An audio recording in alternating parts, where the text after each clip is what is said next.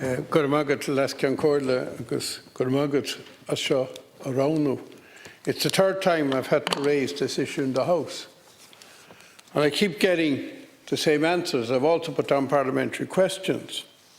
Now, the first thing I think we have to recognise is that transport costs are a disproportionate amount of islanders' incomes. In many cases, they need to keep two cars, one on the island and one on the mainland, because only two islands have ro-ro ferries. Every time they go to the mainland, they have to take public transport. The rest of us don't, but they do. Now, it was in recognition of this that back in 1997, I introduced subsidised ferry services over a very short number of years to virtually every island off the coast. Up until then, there were a hodgepodge of subsidised services, but none of the non-Irish speaking islands, non-Gaeltacht islands, had any subsidised service. Now, the second thing I did later on was to introduce an islander rate. In other words, if you go and take the boat or I take the boat, you pay the ordinary rate, commercial rate. But on the subsidised services, there is an islander rate that is much lower. It was €8 for an adult, I think it's €10 now, but it is still way lower than the commercial rate or what a tourist or a visitor would pay. Now, the Minister keeps telling me that she can't do this because there are subsidised and non-subsidised services going to the islands. And this is a mantra that, no matter how much you answer it, gets probably in your script for tonight as well. Now, there's two things that arise from that. The non-subsidised services are not bound by this €10 fare. And they don't have to give islanders a reduced rate. And they don't. And they've never complained that the subsidised services are subsidised to give this rate. The second thing is, can you nominate or tell me today where all these islands are that the Minister keeps telling me about that I haven't heard about, that have in parallel subsidised and non-subsidised services running in parallel? And I don't want to get examples that there's a service from Doolin in the summer out to the Aran Islands and that the service from Russaville is competing with it. Because the subsidised islander rate is only available in Russaville. So, Minister, this issue has dragged on. And it's amazing that on the mainland you have subsidised and non-subsidised services. As you know, Expressway is not subsidised and is not subject to the reduction in fares. Neither are many other private bus operators. So this idea that there's some massive difference between the island and the mainland is wrong. In fact, it's the other way around. The mainland has a mixture of services all over the place, some subsidised, some not, all of them licensed by the NTA, I understand. Now, in a reply to a parliamentary question last week, the Minister said that at last she had received the Attorney General's advice that had been sought in March of this year. And remember, this scheme is only going to run from April to December.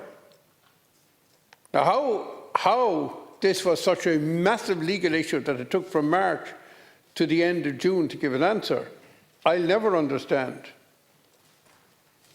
I'm wondering, can you tell me tonight, and if you can tell me, yes, this matter be considered and the Minister is going to drop the fares by 20%, we needn't go any further. One sentence will do as a reply, because I think we're all, here late at night and it's unnecessary.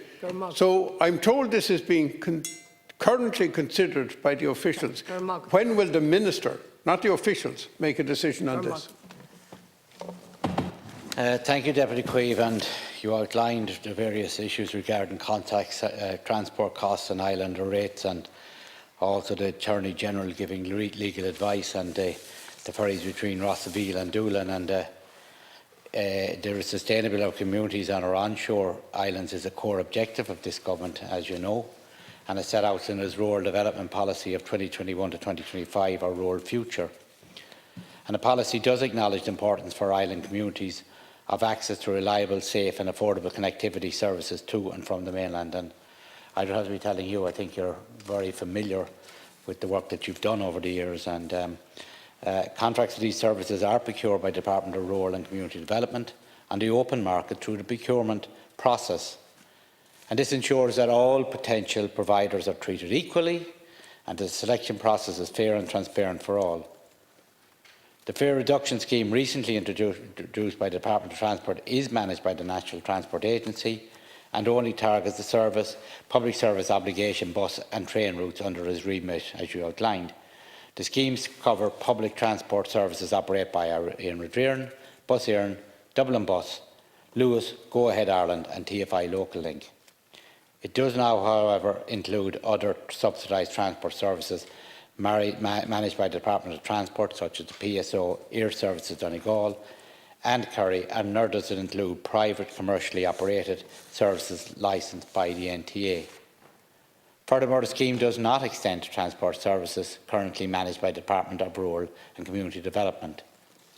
And in terms of supporting the island communities through reduced fares, you are aware that islanders already benefit from the substantially reduced fare on the subsidised ferry and air services, representing a discount up to 60% compared to the rate charged by visitors. That's where the €8 or €10 is. Many offshore islands have a mix of subsidised and non-subsidised transport services, and introducing a new fare reduction scheme for chosen suppliers could have the potential to undermine those procurement procedures and may also lead to reduced services to the islands, particularly with regard to non-subsidised services and other private operators who may be placed at a disadvantage. The Department of Rural and Community Development has sought advice from the Attorney-General in relation to this matter, as you said, and officials have been engaging in this since March.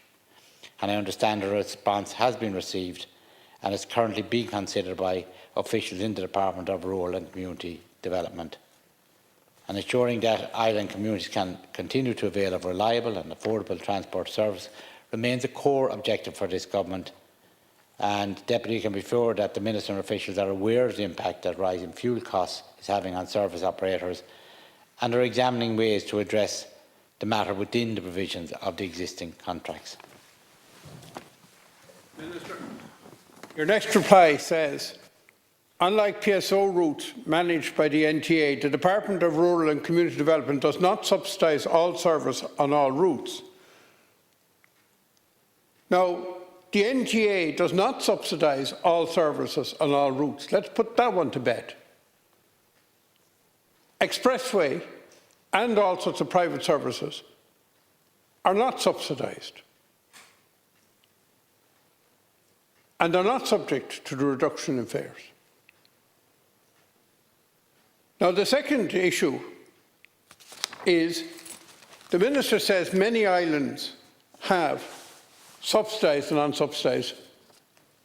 I would like you to outline the names of the islands. There are not that many islands around our coast that make up this many.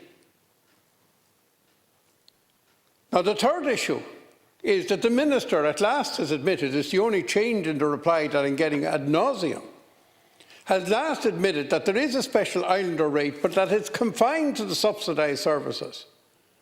That's how they can afford to give that rate. So, you know, when you win the contract, you've got advantages. Now, nobody's asking for the visitor fare to be reduced, just the islander fare, which is already 60% lower. Now, the final point, because I'm running out of time, I would make this point that, you know, this doesn't apply, they're not NTA services, I know that. And they're not under the Department of Transport, I know that. But they are Irish citizens who are availing of public transport, and you don't take a bus from an island to the mainland, and you certainly don't take a train. So that part of the argument is totally false, and it's just throwing dust in the eyes, but not doing it very well. Minister, What we're simply saying here to islanders is very, very simple. And that is that they shouldn't benefit from the reduction in public transport costs that the rest of the people on the mainland are benefiting from. And it's as simple as that. And if that's the government attitude, I have to say I'm ashamed to be in a party that's part of that government. Minister, conclude. Deputy, I want to thank you for raising this matter, and I see you certainly feel very strongly about this. And I am aware of many of the offshore islands. I don't have a list of what islands that you've stated, but I'm sure you have a fair idea yourself of what the islands are.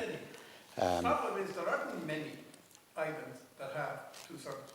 Okay, I'll bring. Well, I've noted your comments, and I will raise your points with the Minister and the Department. And as I say there, that the careful consideration is being given that any change could substantially alter the contracts, put private operators at a disadvantage. But you've raised some pertinent points regarding the islands, and also the fact is that there's the logistical issues of people leaving the islands, that you don't have, maybe have to have two cars, and you may not have public transport one end, and that is a very, very valid argument. And again, I've noted your comments, and I'll raise the points with the Minister and her department. Thank you.